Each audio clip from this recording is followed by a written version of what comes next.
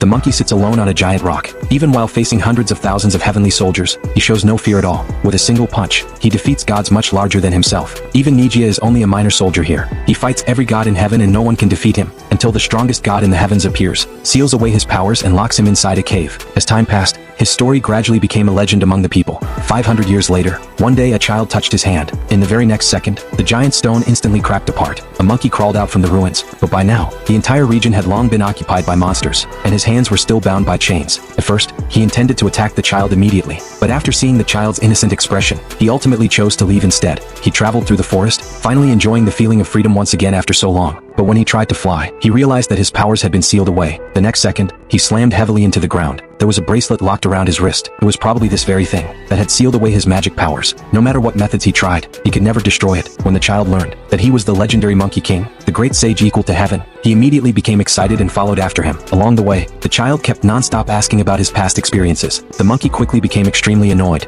With a casual punch, he directly shattered a large tree nearby. But this action alerted the mountain god. The mountain god's duty was to guard the monkey. Now that he had escaped, the mountain god naturally had to capture him once again. In the past, no one had ever dared to stand in the monkey's way, but now, he was nothing more than an ordinary monkey who had lost his powers. A giant stone creature suddenly leaped out and blocked the monkey's path. Then, it swung down a massive punch like a giant hammer, but the monkey easily dodged the attack. Because of the bracelet's restrictions, the monkey's movements were clearly affected. Just then, the stone giant stood back up once again and continued attacking the monkey, and the monkey still effortlessly avoided every strike. Suddenly, he noticed a talisman attached to the giant's back, so he deliberately lured the stone giant to the edge of a cliff before jumping off himself.